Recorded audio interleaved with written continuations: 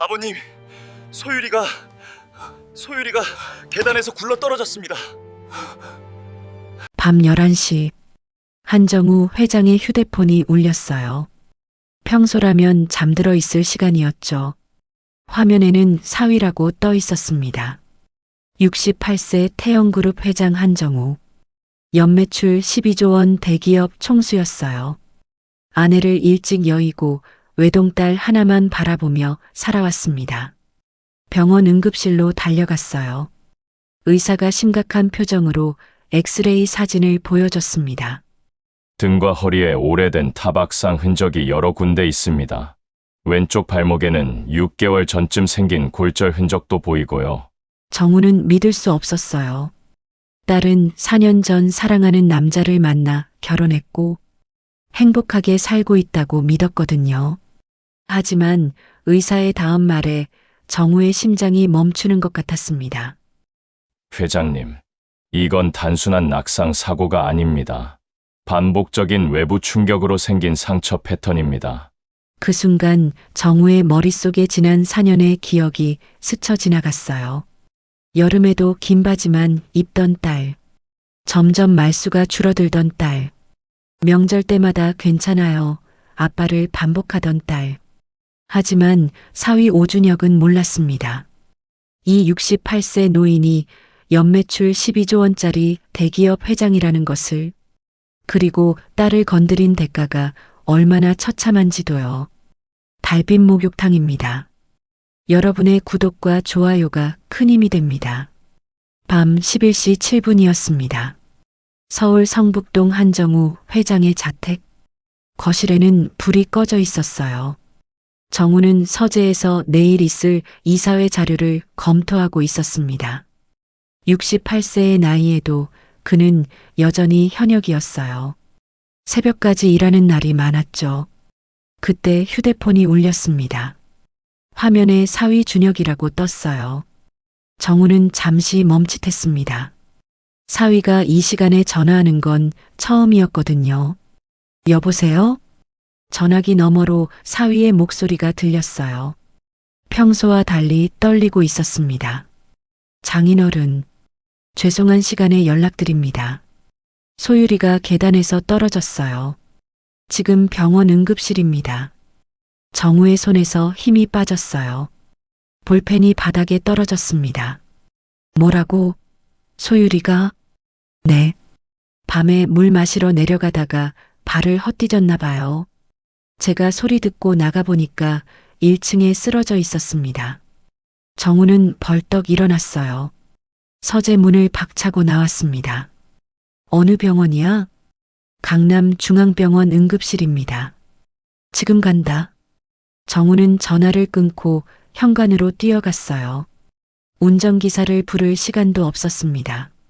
직접 차 키를 집어들었어요. 손이 떨렸습니다. 키가 자꾸 빠졌죠. 차에 시동을 걸었어요. 핸들을 잡은 손이 땀으로 젖어 있었습니다. 성북동에서 강남까지 평소 같으면 40분 거리였어요. 하지만 정우는 20분 만에 도착했습니다. 병원 응급실 앞에 차를 세웠어요. 주차할 곳을 찾을 여유도 없었습니다. 그냥 세워두고 뛰어갔어요. 응급실 자동문이 열렸습니다. 소독약 냄새가 코를 찔렀어요. 흰 형광등 불빛이 눈을 찌르듯 밝았습니다. 정우는 주위를 둘러봤어요. 대기실 한쪽에 사위 오준혁이 앉아 있었습니다. 36세의 준혁은 청바지에 티셔츠 차림이었어요. 머리가 헝클어져 있었습니다. 정우가 다가가자 준혁이 벌떡 일어났어요. 장인어른. 정우는 대답하지 않았습니다. 대신 물었어요. 소율이는? 지금 검사 중입니다. 의사 선생님이 곧 나오신다고 했어요. 정우는 준혁의 얼굴을 바라봤습니다. 뭔가 이상했어요. 사위의 눈빛이 불안해 보였습니다. 걱정하는 표정이라기보다는 뭔가를 숨기는 것 같은 눈빛이었어요. 어떻게 된 거야? 자세히 말해봐. 준혁은 잠시 망설였어요. 제가 서재에서 일하고 있었는데요. 밤 10시쯤 쿵 소리가 났어요. 나가보니까 소율이가 1층 계단 아래에 쓰러져 있더라고요. 계단에서 떨어졌다고? 네. 아마 물 마시러 내려가다가 발을 헛디딘 것 같아요. 정우는 고개를 끄덕였습니다. 하지만 뭔가 찜찜했어요. 31살 된 딸이 계단에서 발을 헛디딜 일이 있을까? 4년째 살던 집인데? 그때 진료실 문이 열렸어요. 40대 초반으로 보이는 의사가 나왔습니다. 흰 가운에 청진기를 걸고 있었어요. 표정이 무거웠습니다. 한소율 씨 보호자분이신가요? 정우가 앞으로 나섰어요. 네. 제가 아버지입니다. 저는 응급의학과 전문의 김태호입니다. 잠시 상담실로 가시죠. 정우는 의사를 따라갔습니다. 준혁도 따라오려 했어요. 하지만 정우가 손을 들어 막았습니다. 자네는 여기 있어. 준혁의 얼굴이 굳었어요. 하지만 아무 말 없이 고개를 숙였습니다. 상담실 문이 닫혔어요. 김태호 의사가 컴퓨터 화면을 켰습니다. 엑스레이 사진이 떴어요. 정우는 화면을 뚫어지게 바라봤습니다. 회장님, 따님 상태를 설명드리겠습니다. 김태호 의사가 첫 번째 사진을 가리켰어요. 오늘 다친 부위는 왼쪽 팔꿈치와 무릎입니다. 다행히 골절은 없고 타박상 정도예요. 정우는 안도의 한숨을 쉬었습니다. 다행이군요. 그런데 문제는 그게 아닙니다. 김태호 의사의 표정이 더 무거워졌어요. 다음 사진으로 넘겼습니다. 등과 허리 쪽에 오래된 타박상 흔적이 여러 군데 있습니다. 최소 6개월에서 1년 사이에 생긴 상처들로 추정됩니다. 정우의 눈이 커졌어요. 등과 허리예요? 네. 그리고 왼쪽 발목에도 예전에 골절됐다가 나은 흔적이 있습니다. 제대로 치료를 안 받으셔서 뼈가 살짝 어긋나게 붙었어요. 정우는 말을 잃었습니다. 손이 떨리기 시작했어요. 김태호 의사가 조심스럽게 말을 이었어요. 회장님, 솔직히 말씀드리겠습니다. 말해보세요. 이런 패턴의 상처는 단순 사고로 생기지 않습니다.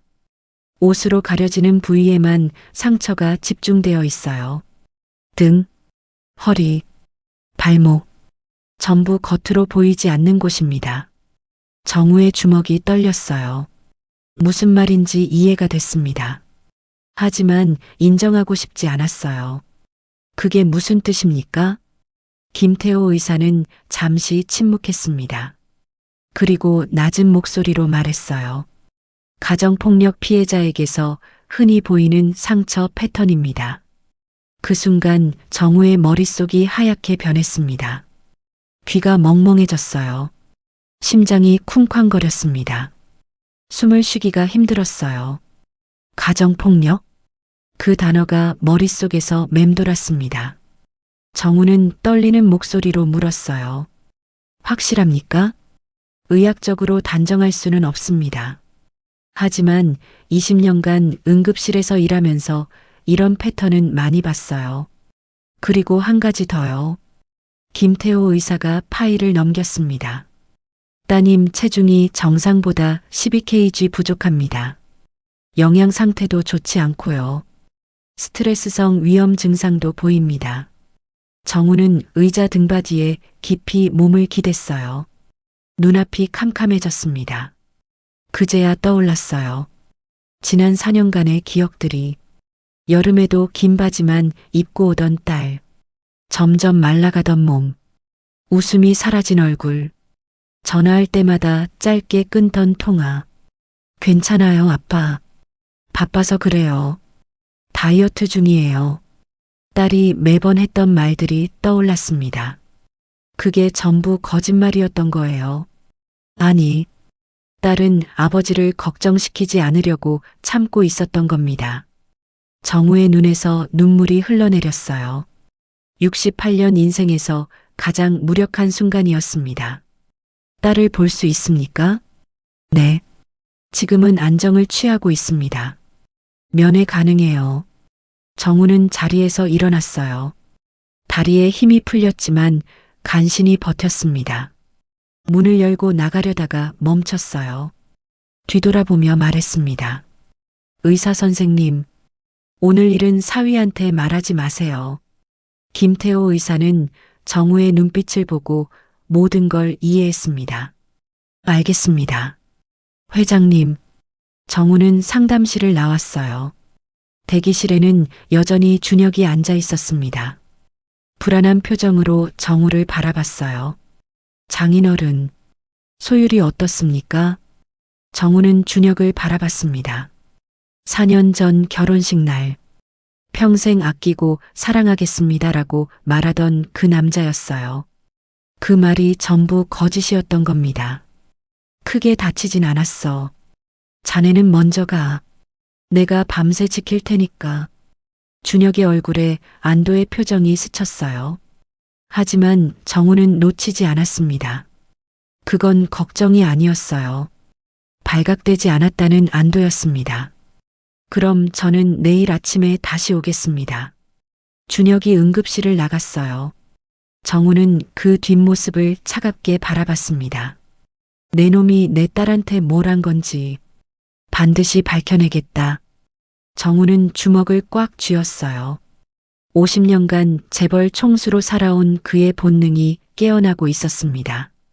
이건 비즈니스가 아니었어요. 딸을 위한 아버지의 복수였습니다. 정우는 딸의 병실 앞에 섰습니다. 손이 떨려서 문을 열 수가 없었어요. 깊게 숨을 들이마시고 문을 밀었습니다. 병실 안은 조용했어요. 창밖으로 서울의 야경이 보였습니다. 침대에는 소율이 누워 있었어요. 눈을 감고 있었지만 잠든 건 아니었습니다. 정우가 다가가자 소율이 천천히 눈을 떴어요. 아빠. 소율의 목소리는 가늘고 떨렸습니다. 정우는 침대 옆 의자에 앉았어요. 딸의 얼굴을 바라봤습니다. 4년 전 결혼할 때만 해도 통통했던 볼이 홀쭉하게 꺼져 있었어요. 눈 밑에는 다크서클이 짙게 내려앉아 있었습니다. 정우는 딸의 손을 잡으려다가 멈췄어요. 손목에 희미한 멍 자국이 보였거든요. 소율아, 많이 아프냐? 괜찮아요, 아빠. 그냥 계단에서 넘어진 거예요. 별거 아니에요. 정우는 그 말을 듣고 가슴이 찢어지는 것 같았습니다. 딸은 지금도 거짓말을 하고 있었어요. 아버지를 걱정시키지 않으려고. 정우는 더 이상 묻지 않았습니다. 대신 딸의 이불을 여며줬어요. 오늘은 푹 쉬어라. 아빠가 여기 있을게. 소율의 눈가가 젖었습니다. 하지만 눈물을 보이지 않으려고 고개를 돌렸어요. 정우는 창밖을 바라보며 생각에 잠겼습니다.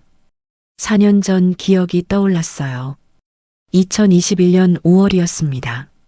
서울 시내 한 호텔 연회장.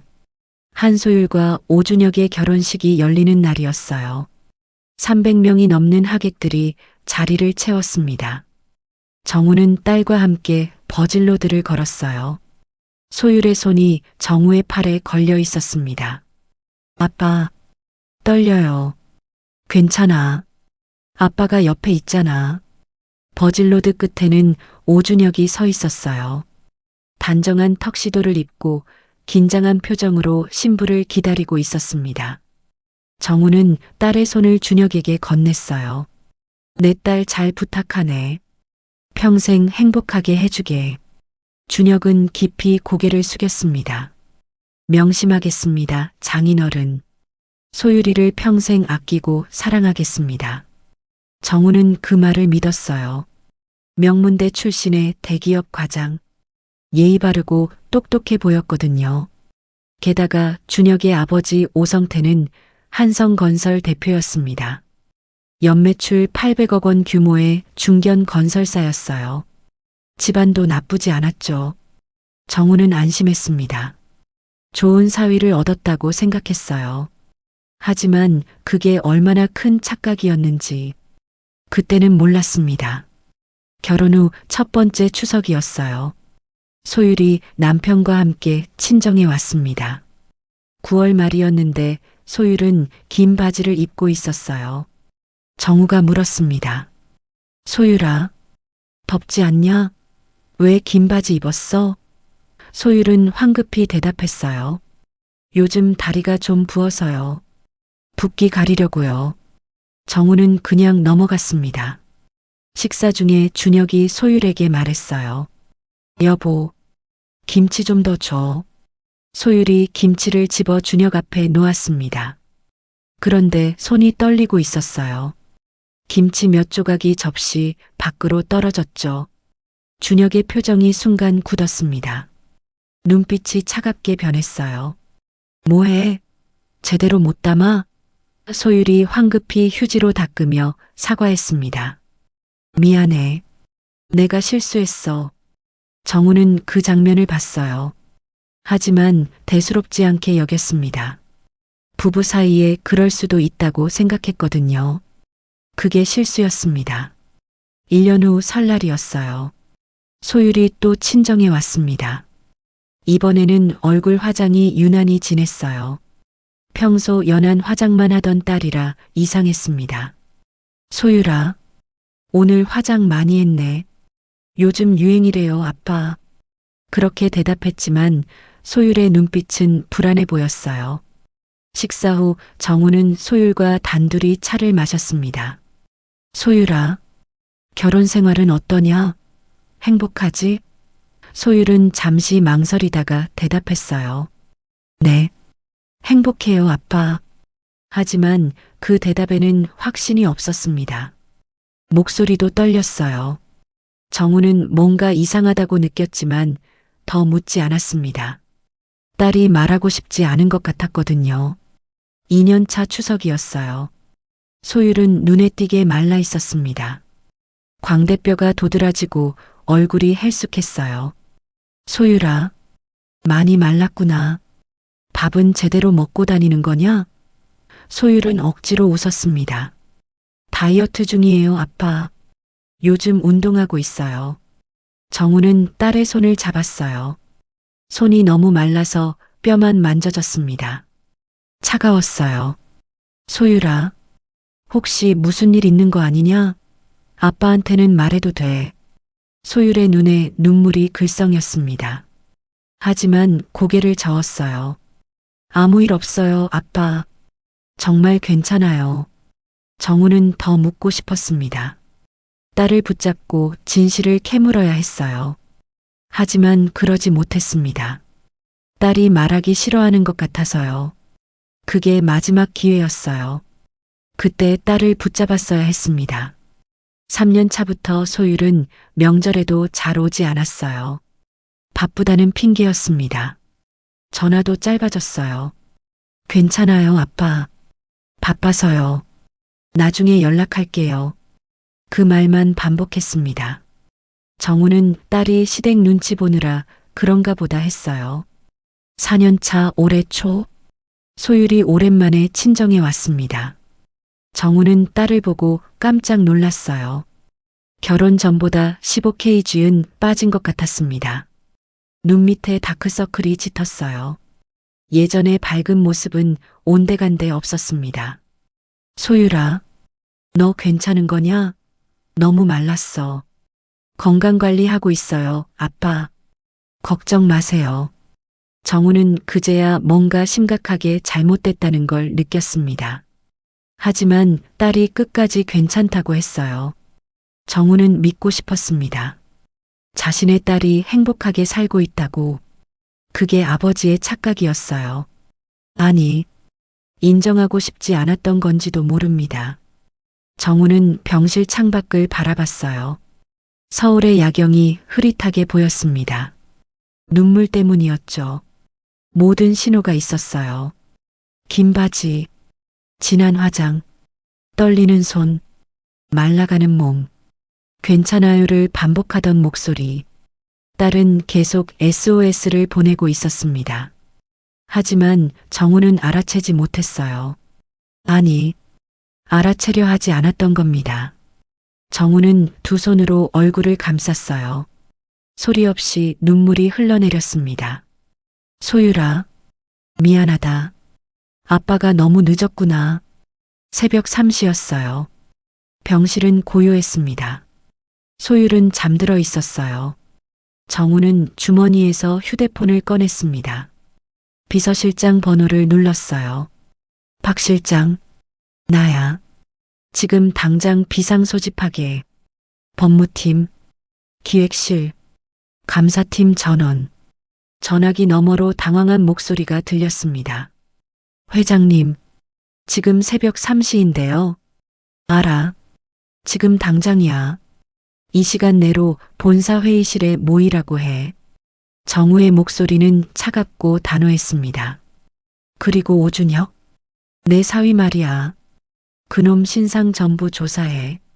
회사, 재산, 인맥, 과거 기록, 모든 거 24시간 내로 내 책상에 올려놔. 박 실장은 회장의 목소리에서 심상치 않은 기운을 느꼈어요. 알겠습니다, 회장님. 즉시 소집하겠습니다. 정우는 전화를 끊었습니다. 잠든 딸을 바라봤어요. 창백한 얼굴, 마른 몸, 손목에 멍 자국.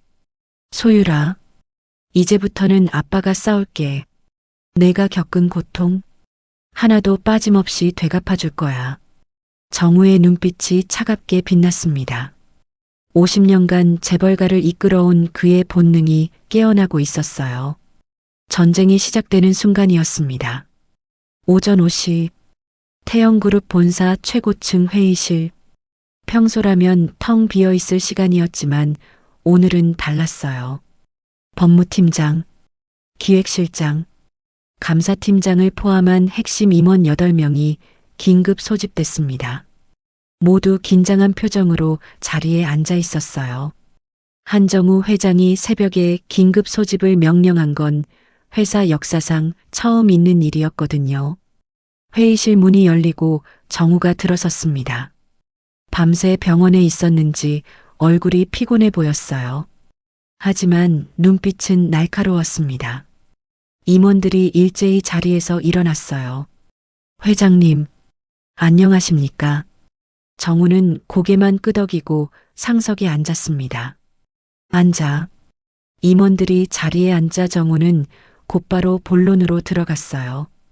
박 실장, 내가 지시한 자료는. 비서실장 박현수가 두꺼운 파일을 꺼내 정우 앞에 놓았습니다. 52세의 박 실장은 20년간 정우 곁을 지킨 최측근이었어요. 오준혁 씨에 대한 1차 조사 자료입니다. 시간이 촉박해서 기본 정보만 정리했습니다. 정우는 파일을 펼쳤어요. 첫 페이지에는 오준혁의 기본 인적사항이 적혀 있었습니다. 36세, 명문대 경영학과 졸업, 현재 신한상사 상무, 아버지는 한성건설 대표 오성태. 정우는 다음 페이지를 넘겼어요. 오준혁의 재산 현황이 나와 있었습니다. 부동산 3채, 예금 8억 원, 주식 5억 원. 정우는 눈살을 찌푸렸어요. 상무 연봉으로 이 정도 재산을 모으기는 어렵지 않나? 법무팀장이 대답했습니다. 저희도 그 부분이 의심스러워서 확인해 봤습니다. 아버지 오성태 대표로부터 증여받은 것으로 보입니다. 지난 5년간 약 20억 원 정도를 증여받았는데요. 편법으로 증여세를 회피한 정황이 있습니다. 정우의 눈빛이 차갑게 변했어요. 증거 확보 가능한가? 시간을 주시면 가능합니다. 국세청 라인을 통해 확인 중입니다. 좋아. 계속 파고들어. 세금 탈루 혐의 하나도 빠짐없이 찾아내. 정우는 다음 페이지를 넘겼습니다. 오준혁의 경력 사항이 나왔어요. 감사팀장이 조심스럽게 말했습니다. 회장님, 승진 속도가 정상적이지 않습니다. 보통 15년 차에 상무면 빠른 편인데 오준혁 씨는 12년 만에 상무가 됐습니다. 뒷배가 있다는 건가? 네. 신한상사 회장이 오성태 대표와 대학 동기입니다. 그 인맥으로 특혜 승진을 한 것으로 보입니다. 정우는 차가운 미소를 지었어요. 실력 없이 뒷배만 믿고 올라간 놈이로군. 박 실장이 다음 자료를 꺼냈습니다. 그리고 이건 좀 민감한 내용입니다. 뭔가 오준혁 씨의 과거 여성관계 기록입니다. 정우는 자세를 고쳐 앉았어요. 박 실장이 조심스럽게 설명했습니다. 대학 시절부터 여자친구가 자주 바뀌었고요. 그중 한 명이 오준혁 씨와 헤어진 후 우울증 치료를 받았습니다. 주변 증언으로는 데이트 폭력이 의심됩니다. 정우의 주먹이 탁자를 쳤습니다. 쾅 소리가 회의실 전체에 울렸어요. 임원들이 움찔했습니다. 왜 이런 놈을, 왜 내가 이런 놈을 사위로 받아들였나? 정우의 목소리가 떨렸어요. 분노와 자책이 섞인 목소리였습니다. 회장님, 당시에는 알 수 없었습니다. 오준혁 씨가 결혼 전에는 완벽하게 위장했으니까요. 아니야. 내가 제대로 조사했어야 했어. 딸 결혼인데 겉모습만 보고 허락했어. 그게 내 잘못이야. 잠시 침묵이 흘렀습니다. 정우는 깊게 숨을 들이마시고 감정을 추슬렀어요. 계속 보고하게. 박 실장이 다음 자료를 펼쳤습니다. 이건 오늘 새벽에 긴급으로 확보한 정보인데요. 오준혁 씨, 바람 피우고 있습니다. 정우의 눈이 번쩍 뜨였어요. 뭐라고?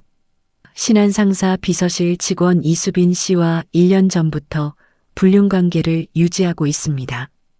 회사 근처 오피스텔을 얻어놓고 주기적으로 만나고 있어요. 박 실장이 사진 몇 장을 꺼냈습니다. 오준혁이 젊은 여성과 함께 오피스텔에 들어가는 모습이었어요. 정우는 사진을 보며 이를 갈았습니다. 이 개자식이 내 딸을 때리면서 바람까지 피웠어? 더 있습니다. 이수빈 씨 명의로 된 통장에 매달 200만 원씩 입금되고 있습니다. 출처는 오준혁 씨 개인 계좌입니다. 정우는 사진을 탁자에 내던졌어요. 증거 더 확보해. 법적으로 문제없을 정도로 철저하게. 감사팀장이 노트북을 열며 말했습니다. 회장님, 한성건설에 대해서는 이미 1차 조사를 마쳤습니다. 보고해봐. 한성건설은 겉으로는 탄탄해 보이지만 실상은 부실합니다. 부채 비율이 280%에 달하고 유동성도 부족합니다. 특히 올해 만기 도래하는 회사채가 400억 원인데 상환 능력이 의심됩니다. 정우의 눈이 빛났어요. 약점을 찾았군. 네. 그리고 한성건설의 주거래 은행이 우리 태영금융입니다. 대출 잔액만 600억 원이에요. 정우는 차가운 미소를 지었습니다. 그럼 카드는 우리가 쥐고 있는 거로군. 또한 한성건설의 주요 발주처가 태영건설입니다. 연간 수주액이 약 250억 원 정도 됩니다. 우리가 손 떼면 한성건설은 바로 위기에 처합니다. 정우는 천천히 고개를 끄덕였어요. 모든 퍼즐이 맞춰지기 시작했습니다. 회장님, 어떻게 하시겠습니까? 박 실장이 조심스럽게 물었어요. 정우는 의자에 깊이 기대며 대답했습니다. 일단 모든 증거를 완벽하게 확보해. 그리고 오준혁 그놈의 일거수일투족을 감시해. 어디 가는지, 누구 만나는지, 뭐 하는지 전부 보고해. 명심하겠습니다. 아, 그리고 한 가지 더. 정우의 눈빛이 차갑게 빛났습니다. 이 모든 조사는 극비로 진행해. 오준혁은 물론이고 그 집안 사람들도 눈치채면 안 돼. 우리가 움직이고 있다는 걸 알면 증거 인멸할 테니까. 알겠습니다, 회장님. 모든 조사는 비밀리에 진행하겠습니다. 정우는 자리에서 일어났습니다. 임원들도 따라 일어섰어요. 여러분, 이번 일은 단순한 업무가 아니야. 내 딸의 인생이 걸린 문제야. 최선을 다해주길 바라네. 네, 회장님. 임원들이 일제히 대답했습니다. 회의가 끝나고 정우는 혼자 회장실로 돌아왔어요. 거대한 창문 너머로 서울 시내가 한눈에 보였습니다. 아침 해가 떠오르고 있었어요. 정우는 창밖을 바라보며 중얼거렸습니다. 내 딸을 때린 대가가 뭔지 똑똑히 보여주지. 그리고 너희 집안도 가만 안 둬. 그때 휴대폰이 진동했어요. 병원에서 온 문자였습니다. 따님께서 깨어나셨습니다. 정우는 급히 회장실을 나섰습니다. 드디어 딸에게 직접 진실을 들을 시간이었어요. 오전 9시 병원 병실. 정우는 소율의 병실 문 앞에 섰습니다. 손이 떨렸어요. 딸을 마주할 용기가 나지 않았습니다. 깊게 숨을 들이마시고 문을 열었어요. 소율은 침대에 반쯤 기대앉아 창밖을 보고 있었습니다. 아침 햇살이 창문을 통해 들어오고 있었어요. 정우가 들어서자 소율이 고개를 돌렸습니다. 두 사람의 눈이 마주쳤어요. 아빠. 소율의 목소리는 가늘고 떨렸습니다. 정우는 딸 옆으로 다가가 의자에 앉았어요. 소율의 손을 잡으려다가 멈췄습니다. 손목에 멍이 더 선명하게 보였거든요. 소율아, 좀 어떠냐? 많이 나아졌어요. 걱정 끼쳐드려서 죄송해요, 아빠. 정우는 눈물이 날 것 같았지만 참았습니다. 지금은 울 때가 아니었어요. 진실을 들어야 했으니까요. 소율아, 아빠가 물어볼 게 있어. 솔직하게 대답해 줄 수 있겠니? 소율의 얼굴이 긴장으로 굳었습니다. 의사 선생님이 그러시더구나. 내 몸에 오래된 상처들이 많다고. 소율은 고개를 숙였어요. 대답하지 않았습니다. 정우는 조심스럽게 물었어요. 소율아, 준혁이가 너를 때렸니? 소율의 어깨가 떨리기 시작했습니다. 하지만 여전히 대답하지 않았어요. 정우는 딸의 손을 조심스럽게 잡았습니다. 소율아, 아빠한테 말해줘. 제발. 소율은 고개를 저었어요. 눈물이 뺨을 타고 흘러내렸습니다. 아무 일 없어요, 아빠. 제가 실수해서 다친 거예요. 계단에서 넘어지기도 하고, 문에 부딪히기도 하고. 정우는 딸의 거짓말을 알아챘어요. 하지만 다그치지 않았습니다. 소율아, 아빠는 다 알아. 내가 겪은 일들, 내가 참아온 고통들, 다 알고 있어. 소율은 고개를 들어 아버지를 봤어요. 눈물로 범벅이 된 얼굴이었습니다. 의사 선생님이 말씀해 주셨어. 내 상처들이 어떤 패턴인지, 그리고 지난 4년간 내가 얼마나 힘들었는지. 소율은 입술을 깨물었어요. 더 이상 숨길 수 없다는 걸 깨달았습니다. 아빠, 죄송해요. 왜 사과를 하니? 잘못한 건 내가 아니잖아. 정우의 목소리가 떨렸어요. 소율은 눈물을 흘리며 천천히 말하기 시작했습니다. 처음엔 아니었어요. 결혼하고 6개월까지는 좋았어요. 준혁 오빠도 잘해줬고, 저도 행복했어요. 그런데 언제부터? 결혼 8개월 차쯤이었을 거예요. 제가 저녁을 조금 늦게 준비했어요. 그날 준혁 오빠가 회사에서 안 좋은 일이 있었나 봐요. 화가 나 있더라고요. 소율은 떨리는 목소리로 계속 말했어요. 밥도 제때 못 차려. 이게 뭐 하는 거야? 그렇게 소리를 지르더니 식탁을 뒤엎었어요. 저는 너무 놀라서 얼어붙었어요. 준혁 오빠가 그런 모습을 보인 건 처음이었거든요. 정우는 주먹을 꽉 쥐었습니다. 손톱이 손바닥을 파고들었어요.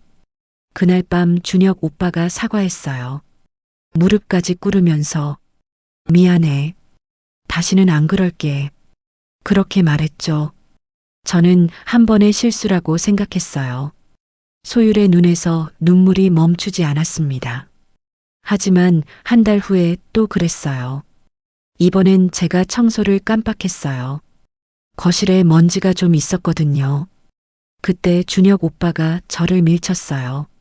저는 벽에 부딪혔고 등을 심하게 다쳤어요. 그게 첫 번째 상처냐? 소율이 고개를 끄덕였어요. 그 후로는 점점 심해졌어요. 작은 일에도 화를 내고, 물건을 던지고, 소리를 지르고, 그러다가 결국 저를 때리기 시작했어요. 처음엔 등을 밀쳤어요. 그 다음엔 발로 허리를 찼고요.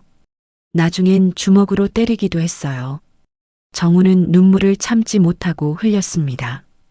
왜 아빠한테 말하지 않았니? 소율은 고개를 저었어요. 말할 수 없었어요. 준혁 오빠가 협박했거든요. 협박? 내가 누구한테라도 말하면 너희 아버지 사업 망하게 할 거야. 우리 아버지 인맥이 얼마나 넓은지 알지? 그렇게 말했어요. 저는 아빠한테 피해가 갈까봐 무서웠어요. 정우의 주먹이 부들부들 떨렸습니다. 그리고 아빠한테 실망시키고 싶지 않았어요. 우리 딸이 행복하게 잘 살고 있구나. 그렇게 생각하셨으면 했어요. 그래서 명절 때마다 웃으면서 갔어요. 하지만 정말은 매일 밤 울었어요. 소율은 얼굴을 두 손으로 감싸고 흐느꼈습니다. 4년간 참아왔던 눈물이 터져 나왔어요. 정우는 딸을 끌어안았습니다. 소율은 아버지 품에서 터져 나오듯이 울었어요. 미안해, 아빠. 미안해요. 아니야. 미안한 건 아빠야. 내가 진작 알아챘어야 했어. 내가 지켜줬어야 했는데. 두 사람은 한참을 그렇게 안고 있었어요. 소율은 4년 만에 처음으로 안전하다고 느꼈습니다. 아버지 품이 이렇게 따뜻했던가요? 4년 만에 처음으로 희망이 보였어요. 정우는 딸의 이마에 입을 맞췄습니다. 소율아, 이제 걱정하지 마. 아빠가 반드시 널 지켜줄게. 그놈한테 반드시 대가를 치르게 할 거야. 소율은 아버지를 바라봤어요. 아버지의 눈빛이 달라져 있었습니다. 차갑고 단호했어요. 4년간 본 적 없는 눈빛이었습니다. 아빠, 무슨 일 하시려고요? 내가 겪은 고통 하나도 빠짐없이 되갚아 줄 거야. 정우는 병실을 나왔어요. 복도에서 박 실장에게 전화를 걸었습니다. 박 실장, 모든 준비 끝났나? 네, 회장님. 언제든지 움직일 수 있습니다. 좋아. 지금부터 시작한다. 오준혁 집으로 간다. 30분 후에 그놈 집 앞에서 봐. 그리고 경호원들 다 데리고 와. 전화를 끊고 정우는 엘리베이터를 탔어요. 거울에 비친 자신의 얼굴은 차갑고 단호했습니다. 이제 복수가 시작됩니다. 오전 11시 서울 강남의 한 고급 아파트 단지. 정문 앞에 검은색 벤츠 S클래스가 멈춰섰습니다. 한정우 회장이 차에서 내렸어요. 뒤따라 경호원 4명이 내렸습니다. 모두 건장한 체격에 180cm가 넘는 키였죠. 박 실장도 함께였어요. 손에는 두꺼운 서류 가방을 꽉 쥐고 있었습니다. 정우는 아파트 건물을 올려다봤어요. 23층 2301호. 오준혁이 사는 곳이었습니다. 소율과 함께 살던 집이기도 했어요. 깊게 숨을 들이마셨습니다. 주먹을 꽉 쥐었어요. 손톱이 손바닥을 파고들었지만 아프지 않았습니다. 딸이 겪었을 고통에 비하면 아무것도 아니었으니까요. 엘리베이터를 탔습니다. 23층 버튼을 누르는 손이 떨렸어요. 분노 때문이었죠. 층수가 올라갈 때마다 심장이 더 빠르게 뛰었습니다. 땡. 문이 열렸어요. 정우는 복도를 따라 걸었습니다. 2301호 앞에 섰어요. 초인종을 눌렀습니다. 딩동. 잠시 후 인터폰에서 오준혁의 목소리가 들렸어요. 누구세요? 정우는 짧게 대답했습니다. 나다. 인터폰 너머로 숨막히는 침묵이 흘렀어요. 준혁이 당황하는 기척이 들렸습니다. 문이 열렸어요. 준혁이 트레이닝복 차림으로 나타났습니다. 머리가 헝클어져 있었고 얼굴이 하얗게 질려 있었어요. 장인어른, 무슨 일로? 정우는 대답 없이 안으로 들어갔습니다. 경호원들도 따라 들어왔어요. 준혁은 뒤로 물러섰습니다. 등이 벽에 닿았어요. 정우는 거실을 둘러봤습니다. 깔끔하게 정돈된 공간이었어요. 하지만 한쪽 벽에 이상한 자국이 보였습니다. 벽지가 찢어지고 움푹 들어간 자국이었죠. 정우는 그 자국 앞으로 걸어갔습니다. 손을 뻗어 만져봤어요. 거친 촉감이 느껴졌습니다. 이건 뭐냐? 준혁은 대답하지 못했어요. 땀이 이마에 맺히기 시작했습니다. 정우가 천천히 돌아섰어요. 준혁과 눈이 마주쳤습니다. 내 딸 등에도 똑같은 상처가 있더군. 준혁의 얼굴에서 핏기가 싹 가셨어요. 한 걸음 뒤로 물러섰습니다. 정우가 다가갔어요. 준혁보다 10cm는 더 큰 키로 내려다봤습니다. 오준혁. 정우의 목소리는 낮고 차가웠어요. 준혁의 몸이 얼어붙었습니다. 입술이 파르르 떨렸어요. 정우는 주머니에서 서류 뭉치를 꺼냈습니다. 준혁 얼굴에 던졌어요. 서류들이 공중에서 흩어지며 바닥에 떨어졌습니다. 준혁은 떨어진 서류를 내려다봤어요. 병원 기록이었습니다. 지난 4년간의 소율의 상처들이 낱낱이 적혀 있었죠.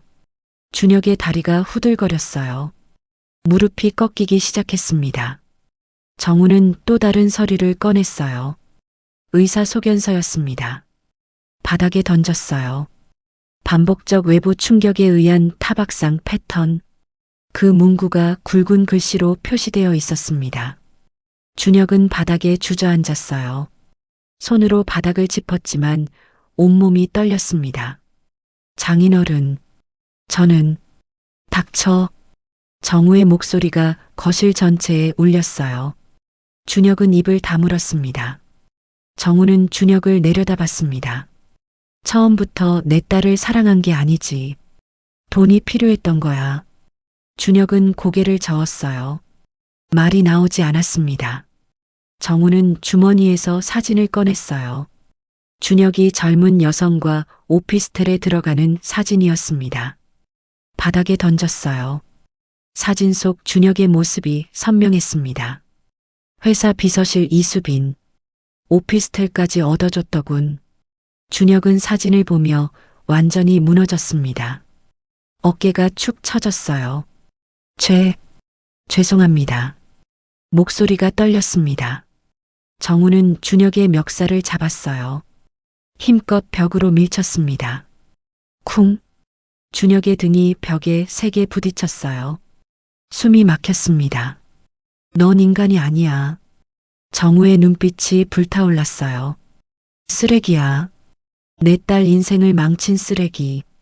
준혁은 벽에 기댄 채 떨고 있었어요. 눈물이 볼을 타고 흘렀습니다. 정우는 천천히 손을 들어 올렸어요. 준혁이 눈을 질끈 감았습니다. 정우의 손바닥이 준혁의 뺨을 후려쳤어요. 찰싹! 엄청난 소리가 거실에 울렸습니다. 준혁의 머리가 옆으로 확 돌아갔어요. 뺨이 순식간에 빨갛게 부어올랐습니다. 이게 내 딸이 4년 동안 맞은 거야. 정우의 목소리는 낮고 차갑게 떨렸어요. 반대편 뺨도 후려쳤습니다. 찰싹! 준혁이 비틀거리며 바닥에 쓰러졌어요. 입술이 터졌습니다. 피가 흘러나왔어요. 아파? 정우가 물었습니다. 많이 아파? 준혁은 대답하지 못했어요. 내 딸은 4년 동안 이 고통을 견뎠어. 매일 밤 울면서, 두려워하면서, 그래도 참았어. 준혁은 바닥에 엎드린 채 울고 있었어요. 온몸이 떨렸습니다. 정우는 준혁의 머리채를 잡고 일으켰어요. 똑바로 봐. 준혁이 떨리는 눈으로 정우를 바라봤습니다. 피로 범벅된 얼굴이었어요. 지금부터 내 말 잘 들어. 정우의 목소리는 얼음장처럼 차가웠습니다. 준혁은 고개를 끄덕였어요. 네. 떨리는 목소리로 대답했습니다. 정우는 조건을 하나하나 늘어놓았습니다. 첫째, 오늘 당장 이혼해. 위자료 한 푼도 받지 마. 준혁이 고개를 끄덕였어요. 둘째, 다시는 내 딸 앞에 나타나지 마. 전화도 하지 마. 준혁이 또 고개를 끄덕였습니다. 셋째, 정우의 눈빛이 더욱 차갑게 변했어요. 너와 내 가족 모두 대가를 치를 거야. 회사에서 쫓겨날 거고, 아버지 회사도 망할 거야. 준혁의 입술이 떨렸어요. 제발, 제발 장인어른. 목소리가 간신히 새어나왔습니다. 각오해라. 정우는 준혁을 바닥에 던졌습니다. 쿵. 준혁이 신음하며 바닥에 쓰러졌어요. 지옥을 보여줄 테니까. 정우는 뒤돌아서서 현관으로 향했습니다. 박 실장과 경호원들이 따라갔어요. 문을 나서기 전 정우가 마지막으로 말했습니다. 오준혁. 준혁이 고개를 들었어요. 피와 눈물로 범벅된 얼굴이었습니다. 내일 아침 출근하면 알게 될 거야. 내 인생이 끝났다는 걸. 문이 닫혔습니다. 준혁은 혼자 거실 바닥에 남겨졌어요. 온몸이 떨렸습니다. 공포가 온몸을 감쌌죠. 휴대폰을 꺼냈어요. 떨리는 손으로 아버지 번호를 눌렀습니다. 전화가 연결됐어요. 아버지, 큰일 났어요. 장인어른이 다 아셨어요. 전화기 너머로 한숨소리가 들렸습니다. 우리 가족 다 망하게 하겠대요. 준혁의 목소리가 떨렸어요. 전화가 끊겼습니다. 준혁은 바닥에 주저앉아 거울을 봤어요. 퉁퉁 부은 뺨, 터진 입술, 피로 얼룩진 얼굴. 이게 내가 자초한 거야. 후회가 밀려왔습니다. 하지만 너무 늦었어요. 한정우 회장의 복수는 이미 시작됐으니까요. 다음 날 오전 9시, 신한상사 본사, 서울 여의도에 위치한 25층 건물이었어요.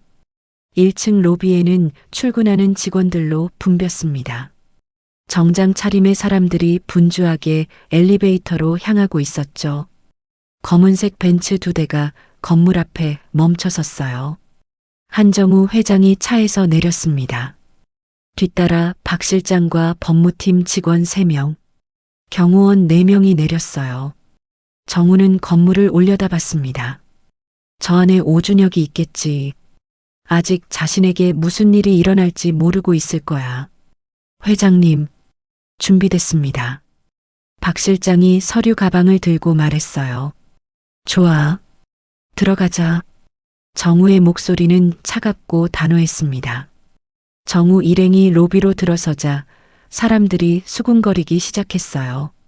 저기, 태영그룹 회장 아니야? 한정우 회장님이 왜 여기 왔을까?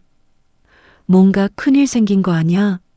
정우는 신경 쓰지 않고 엘리베이터로 향했습니다. 18층, 경영기획실, 오준혁의 사무실이 있는 층이었어요. 엘리베이터 문이 열리자 깔끔한 사무 공간이 나타났습니다. 직원들이 책상에서 일하고 있었어요. 정우가 들어서자 모두 놀란 표정으로 일어났습니다. 태영그룹 한정우 회장님이 왜? 한 직원이 작게 중얼거렸습니다. 정우는 직원들을 무시하고 안쪽으로 걸어갔어요. 오준혁의 개인 사무실이 보였습니다. 유리문 너머로 준혁이 컴퓨터 앞에 앉아 있는 게 보였어요. 어제 맞은 뺨이 아직도 부어 있었습니다. 정우는 문을 벌컥 열었어요. 준혁이 놀라서 고개를 들었습니다. 장인어른, 왜 여기까지? 준혁의 목소리가 떨렸습니다. 일어나. 정우의 목소리는 차가웠어요. 준혁은 떨리는 다리로 일어났습니다. 밖으로 나와. 지금 전 직원이 볼 수 있는 곳으로. 준혁의 얼굴이 하얗게 질렸어요. 비틀거리며 사무실 밖으로 나왔습니다. 박 실장이 큰 소리로 외쳤어요.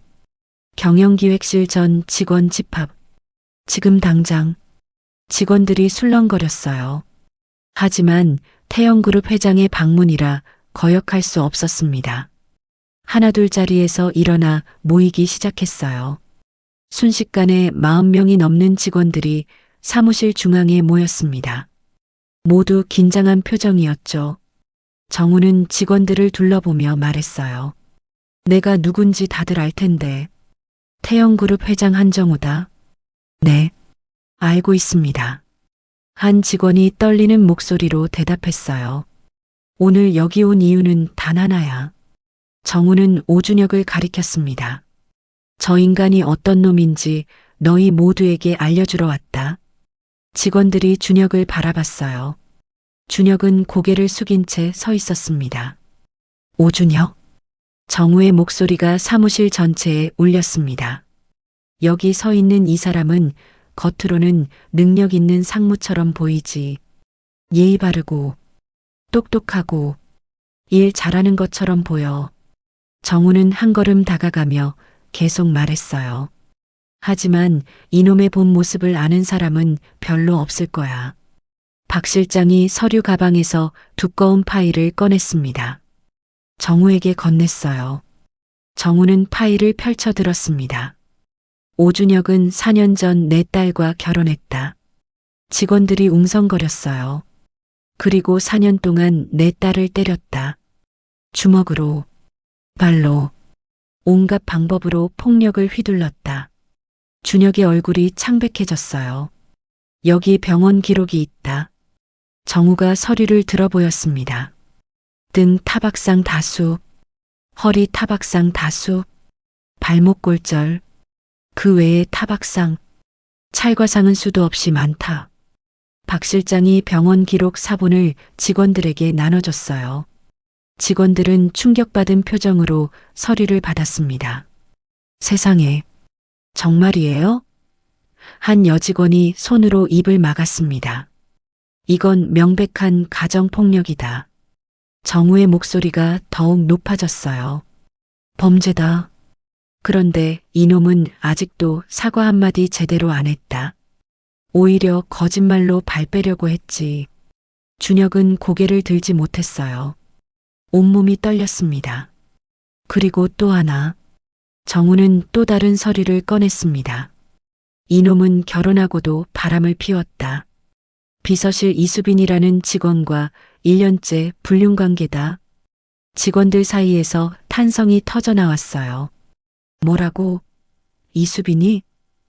여기 사진 증거도 있다. 정우가 사진들을 들어보였어요.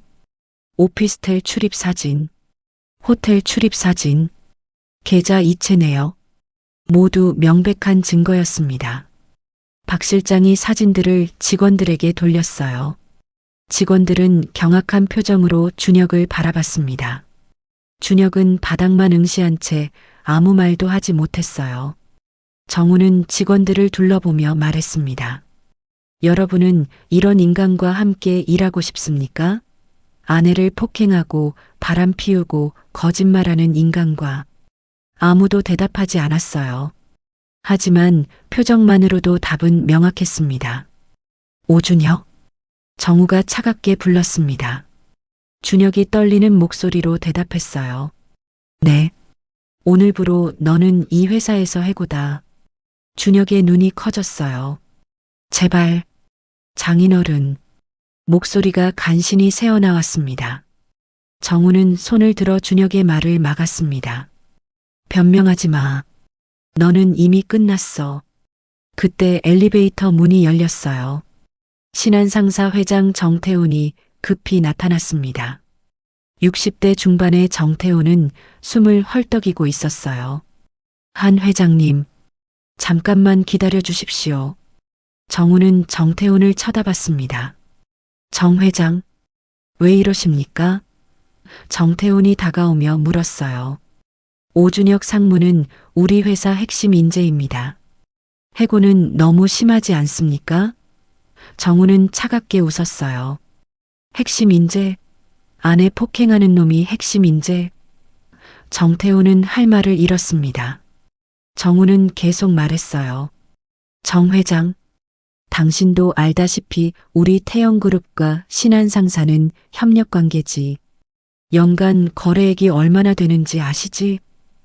정태훈의 얼굴이 굳었습니다. 약 800억 원 정도 됩니다. 정우는 의미심장하게 웃었어요. 그 거래를 계속 유지하고 싶으면 오준혁을 당장 해고하시오. 안 그러면 우리는 다른 파트너를 찾을 거요. 정태호는 잠시 고민하다가 한숨을 쉬었습니다. 그는 준혁을 봤어요. 미안하네. 오상무. 정태훈의 목소리는 무거웠습니다. 하지만 회사를 생각해야 하니 오늘부로 자네는 해고야. 인사팀에 가서 퇴직 서류 처리하게. 준혁은 무릎이 꺾였어요. 바닥에 주저앉았습니다. 안 돼.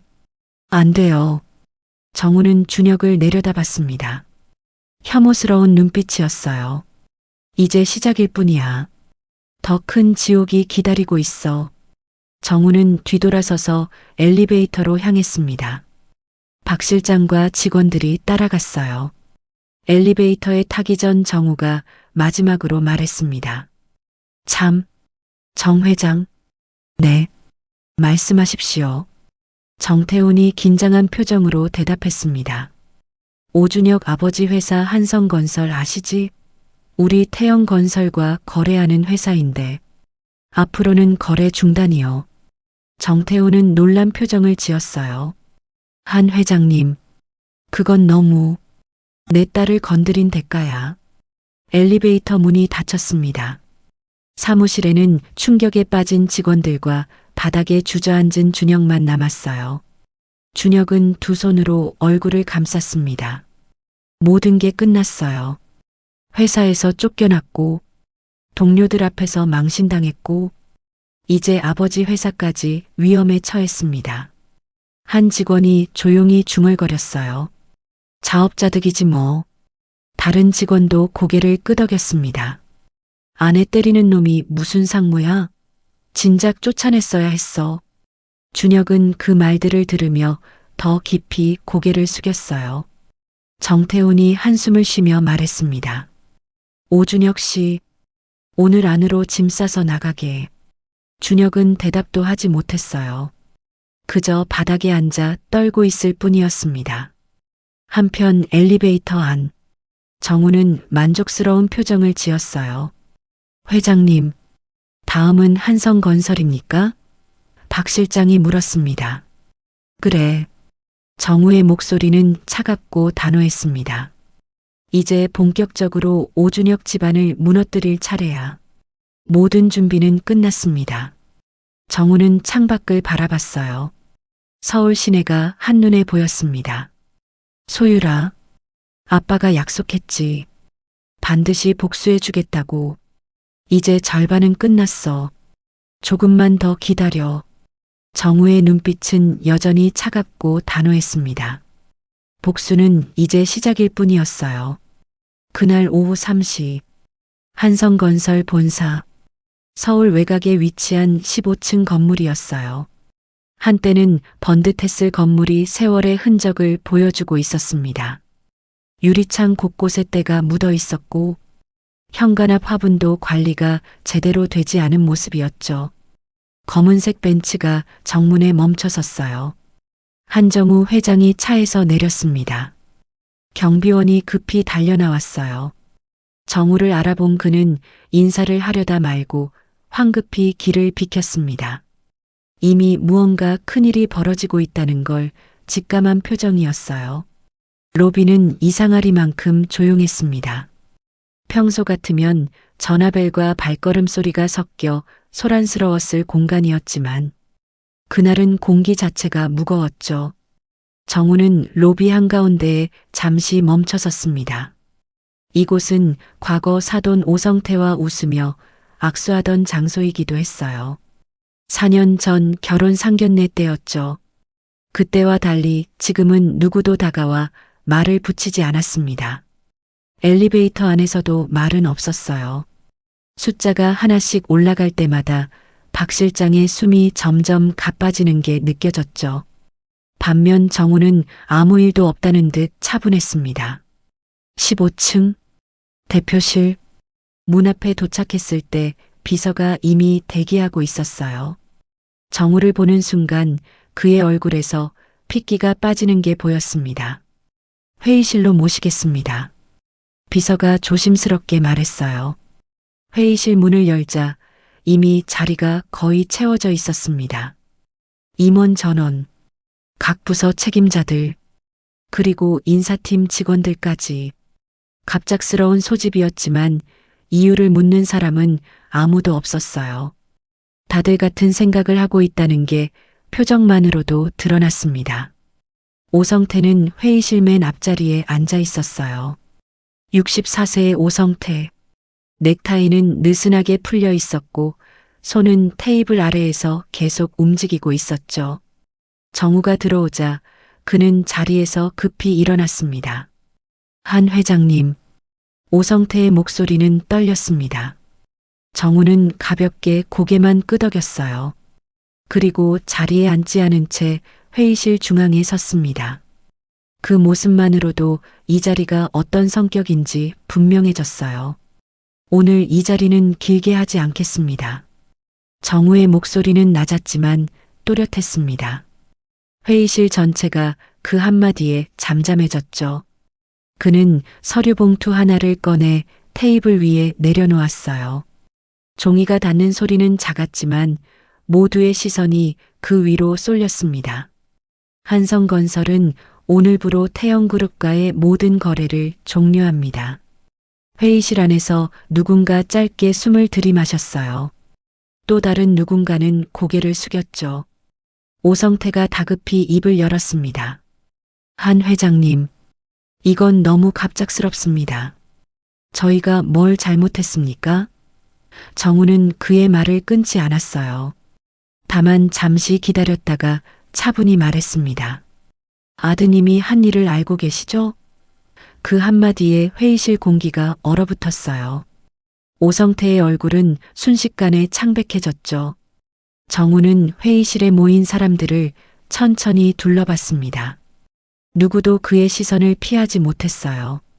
이건 개인 문제가 아닙니다. 이 집안 전체의 책임입니다. 정우는 서류 봉투를 열었어요. 안에서 두꺼운 파일이 나왔습니다. 여기 아드님이 제 딸에게 한 짓이 전부 적혀 있습니다.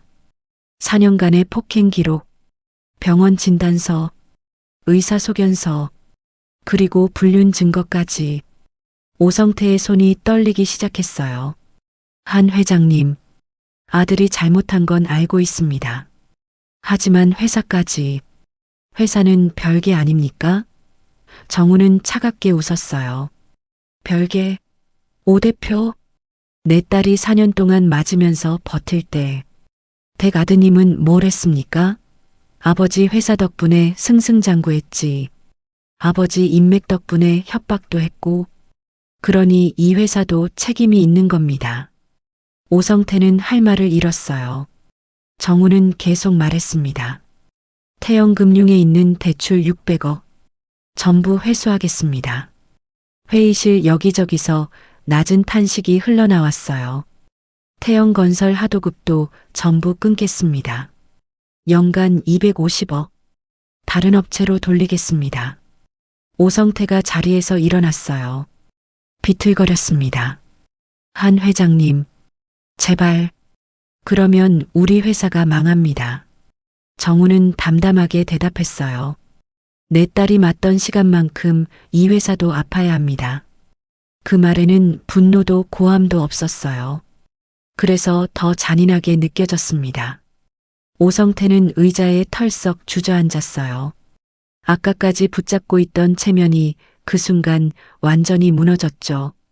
한 회장님, 제발 한 번만, 제발이요. 그의 목소리는 거의 들리지 않았습니다.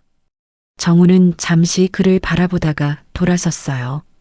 회의실을 나서며 마지막으로 한마디만 남겼습니다. 오늘부로 끝입니다. 문이 닫히고 난 뒤에도 회의실은 한동안 움직이지 않았어요. 누군가는 고개를 숙인 채 자리에서 일어나지 못했고, 누군가는 멍하니 서류만 바라보고 있었죠. 그날 오후 한성건설에 첫 번째 통보가 도착했어요.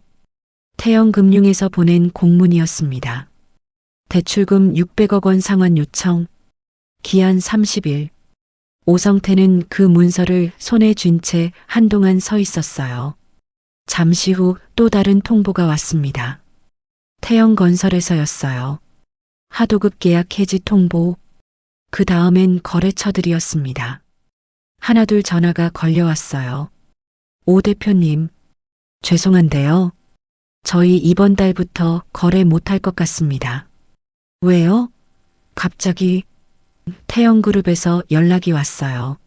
한성건설이랑 거래하는 업체는 저희랑 거래 끊겠다고. 오성태의 손이 떨렸어요. 전화가 끊기고 또 전화가 왔습니다. 같은 내용이었어요. 하루 만에 거래처 절반이 떠났습니다. 다음 날 아침 회사 로비에는 기자들이 몰려와 있었어요. 한성건설 부도 위기 태영그룹과 전면전 오준혁 상무 가정폭력 의혹 기사 제목이 쏟아졌습니다. 오성태는 사무실에서 나오지 못했어요. 커튼을 치고 불을 끄고 혼자 앉아 있었습니다. 일주일 만에 한성건설 주가가 70% 폭락했어요. 직원들이 하나둘 사직서를 내기 시작했습니다. 회사는 아직 남아 있었지만 이미 끝난 것이나 다름없었어요. 일주일이 지났습니다. 한성건설은 법정관리 신청을 앞두고 있었어요. 오성태는 횡령 혐의로 검찰 조사를 받게 됐습니다. 세무조사 결과 수년간의 탈세 정황이 드러났거든요. 오준혁은 재취업도 못했어요. 가정폭력으로 해고된 남자라는 소문이 업계에 퍼졌거든요. 어느 회사도 그를 받아주지 않았습니다. 그날 밤이었어요. 병원으로 향하는 길은 생각보다 길었습니다. 준혁은 이미 여러 번 이 길을 달려왔지만 그날은 유난히 차창 밖 풍경이 낯설게 느껴졌어요. 신호등에 멈출 때마다 가슴이 조여왔고 빨간 불이 꺼지기를 기다리는 시간조차 견디기 힘들었죠. 회사를 나선 뒤 그는 집으로 돌아가지 못했어요. 문을 열 용기도, 가족을 마주할 자신도 없었고 아버지에게서 걸려온 전화를 끝내 받지 못했습니다. 모든 것이 무너진 뒤에야 떠오른 곳이 병원이라는 사실이 스스로에게도 비겁하게 느껴졌어요. 차를 세우고도 한동안 내리지 못했습니다. 시동은 꺼져 있었지만 손은 핸들 위에서 쉽게 떨어지지 않았고 숨은 자꾸만 짧아졌어요. 이 문을 열고 들어가면 돌이킬 수 없다는 걸 알고 있었기 때문입니다.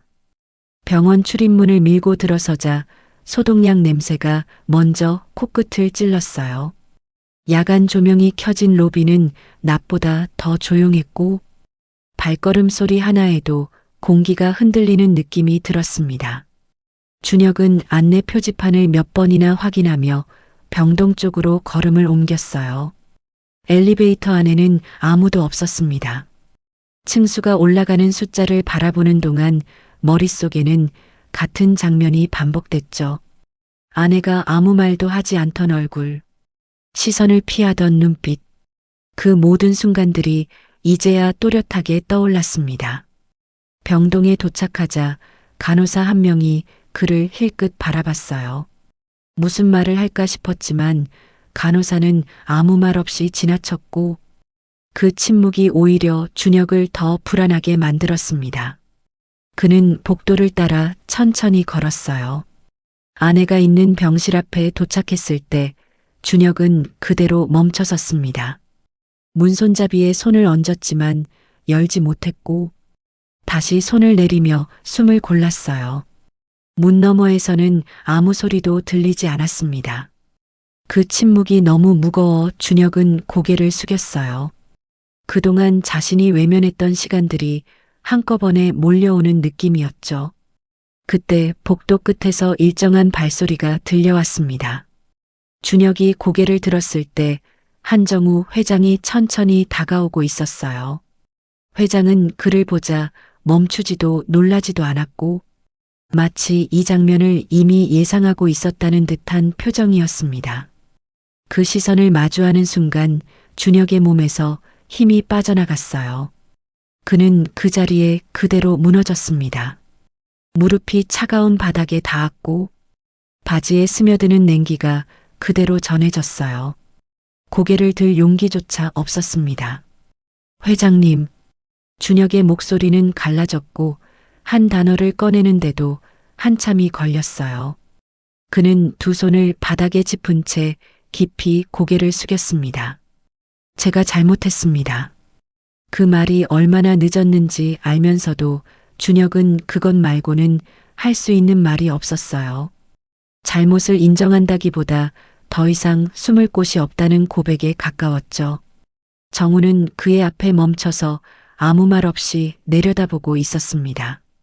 그 얼굴에는 분노도 연민도 없었고 이미 끝난 일을 확인하는 사람의 시선만이 있었어요. 그 침묵이 준혁에게는 어떤 고함보다 무겁게 느껴졌습니다. 회사도 잃었습니다. 아버지도 무너졌습니다. 이제 정말 아무것도 남지 않았습니다. 준혁은 숨을 고르며 말을 이어갔어요.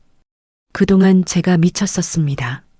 제발 한 번만 기회를 주십시오. 그 말이 변명이라는 걸 알면서도 멈출 수 없었어요. 지금 이 순간이라도 붙잡지 않으면 모든 게 끝이라는 생각뿐이었으니까요. 정우는 그 말을 끊지 않았습니다. 하지만 고개를 끄덕이지도 표정을 바꾸지도 않았죠. 그저 잠시 병실 문을 바라봤어요. 그 안에서 딸이 어떤 시간을 버텼는지를 떠올리듯 시선을 거두지 않았습니다. 그리고 마침내 입을 열었어요. 너무 늦었어. 그 목소리는 낮았고 감정은 실려있지 않았습니다. 그래서 그 말은 더 또렷하게 준혁의 귀에 박혔고 피할 틈조차 주지 않았어요. 준혁은 그제야 고개를 들었습니다. 정우의 표정은 변하지 않았어요. 분노를 쏟아낼 생각도 설득할 생각도 없어 보였죠. 그는 차분하게 말을 이어갔습니다. 이건 용서의 문제가 아니다. 내 딸은 살아남기 위해 매일을 버텼고 너는 그 시간 동안 아무 말도 하지 않았다. 그 차이가 지금의 결과다. 그 말은 설명도 설득도 아니었어요. 이미 내려진 결론을 확인시키는 문장이었죠. 준혁은 더 이상 말을 잇지 못했습니다. 정우는 다시 준혁을 보지 않았어요. 병실 문 앞으로 걸어가 손잡이에 손을 얹은 뒤 잠시 멈췄습니다. 그리고 뒤돌아보지 않은 채 마지막으로 말했어요. 다시는 우리 가족 앞에 나타나지 마라. 그 말에는 위협도 분노도 없었습니다. 되돌릴 수 없는 선을 긋는 선언이었죠. 정우는 그대로 병실 안으로 들어갔어요. 문이 닫히는 소리는 크지 않았지만 준혁에게는 이상할 만큼 크게 울렸습니다. 복도에는 다시 침묵이 내려앉았고 준혁만이 그 자리에 남았어요. 그는 한동안 일어나지 못한 채 바닥을 바라보고 있었습니다. 병원의 불빛은 여전히 밝았지만 그의 앞에는 더 이상 갈 곳이 보이지 않았어요. 병실 문이 닫히는 소리는 아주 작았습니다. 정우는 문고리를 놓고도 한동안 그 자리에 서 있었어요. 방 안에는 딸의 숨소리만이 조용히 흘렀습니다. 침대 위에 누운 소율은 잠들어 있지 않았어요. 눈은 감고 있었지만 숨결이 조금 불규칙했습니다. 정우는 그걸 알아차리고 천천히 침대 옆으로 다가갔어요. 의자를 끌어당겨 앉자 바닥에서 작은 소리가 났습니다.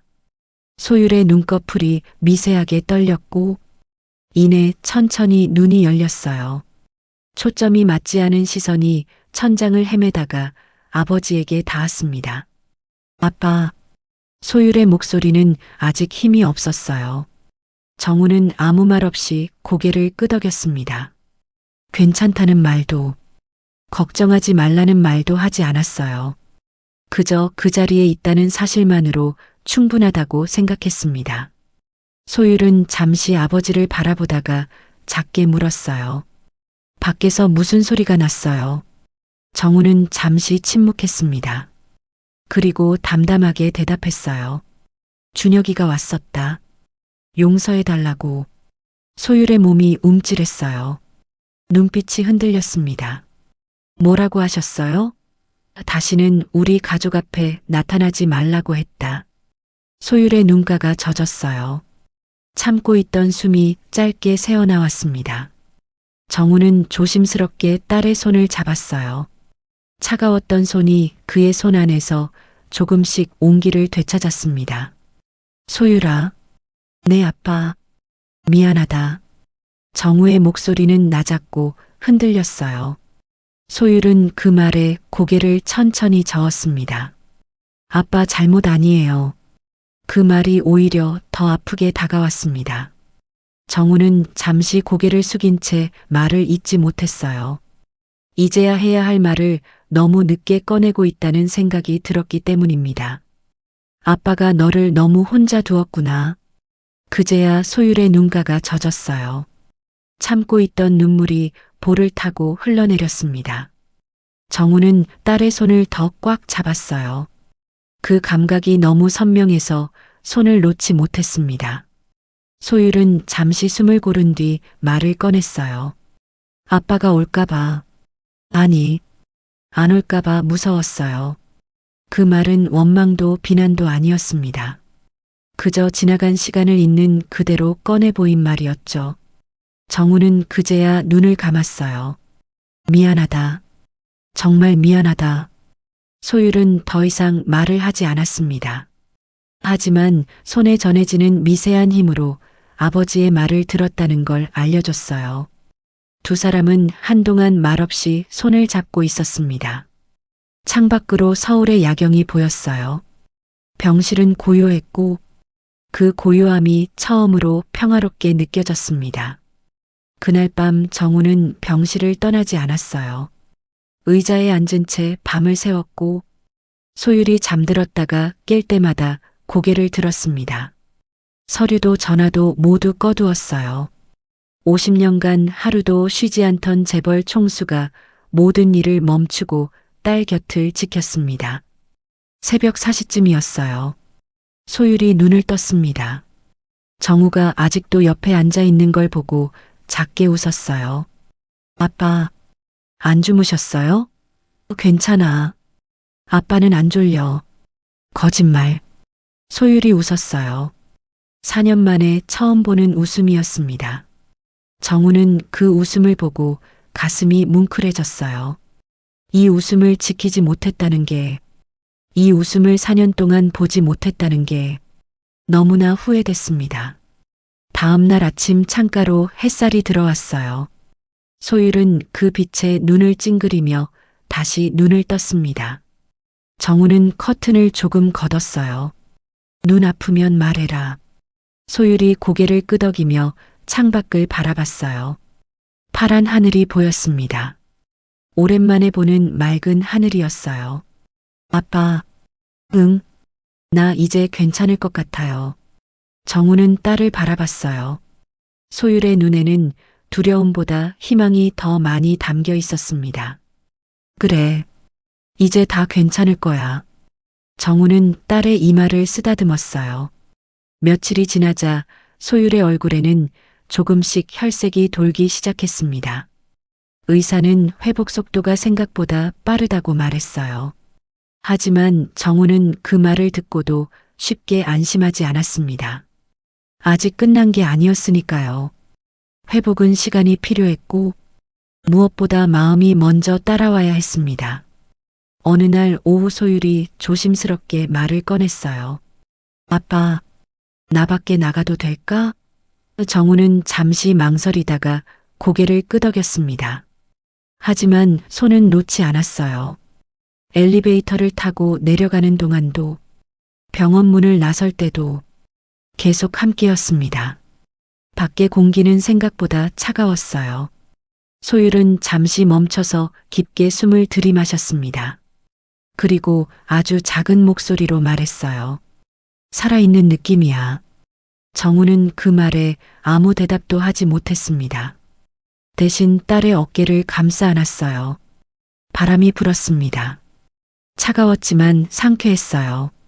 소율은 아버지 품에 기대어 눈을 감았습니다. 4년 만에 처음으로 세상이 무섭지 않았어요. 퇴원하는 날이었습니다.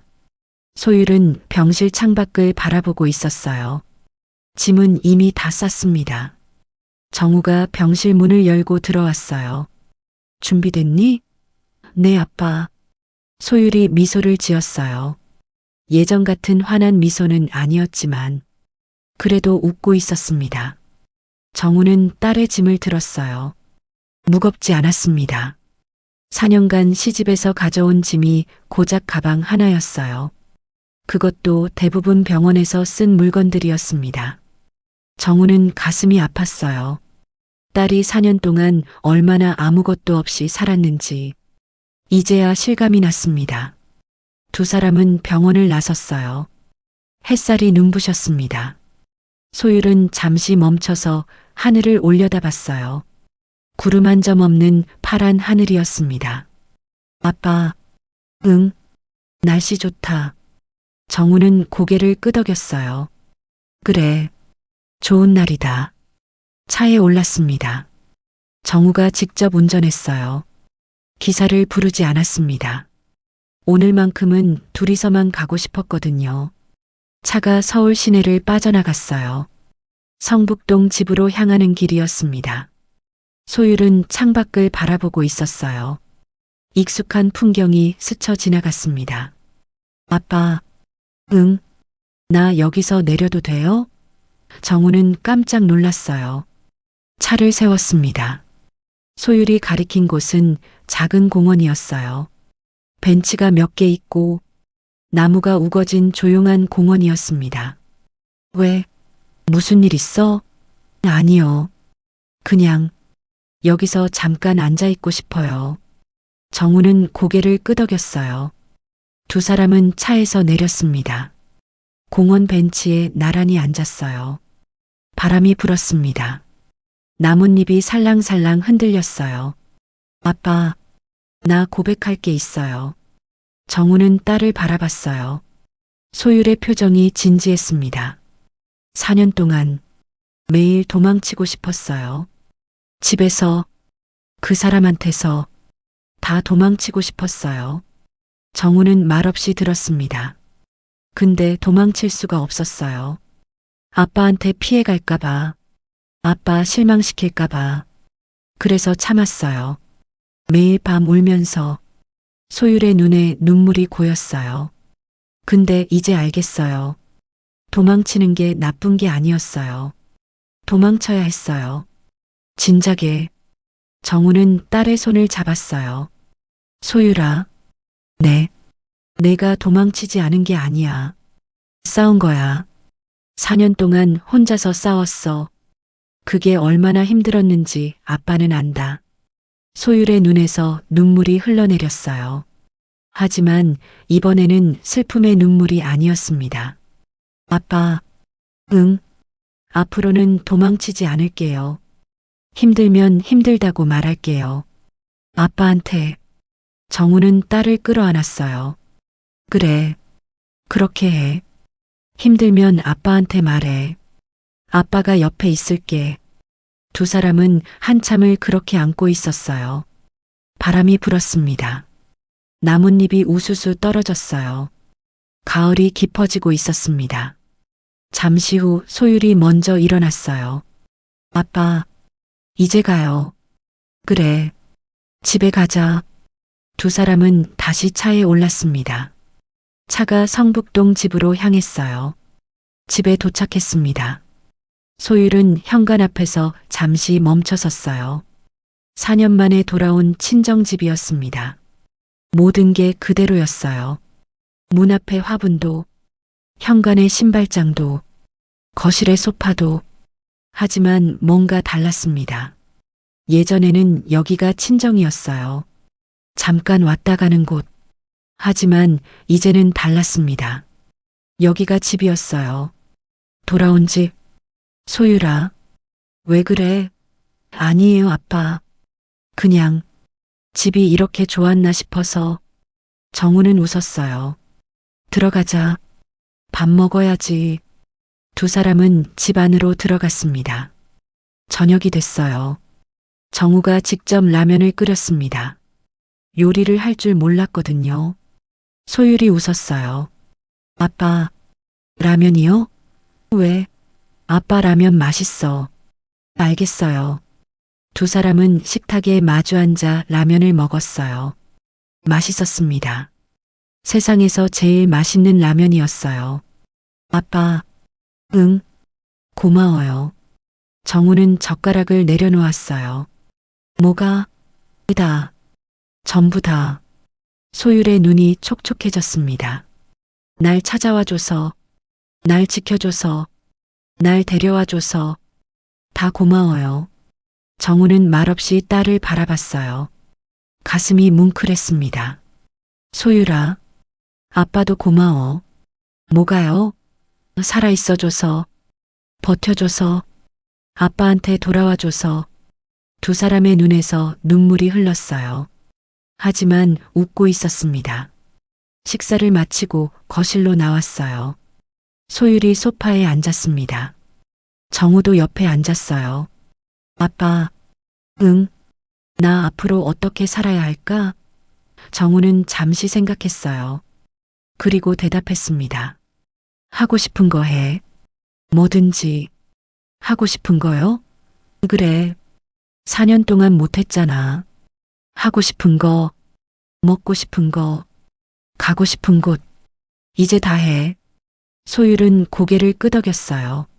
나 그림 그리고 싶어요. 그림? 네. 어렸을 때 좋아했잖아요.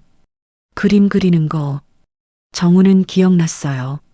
소율이 어렸을 때 그림 그리는 걸 좋아했었죠. 벽에 낙서도 많이 하고 스케치북도 수십 권 썼고, 하지만 결혼하고 나서는 그림을 그리지 않았습니다. 그래, 그림 그려. 아빠가 화실 만들어 줄게. 소율이 웃었어요.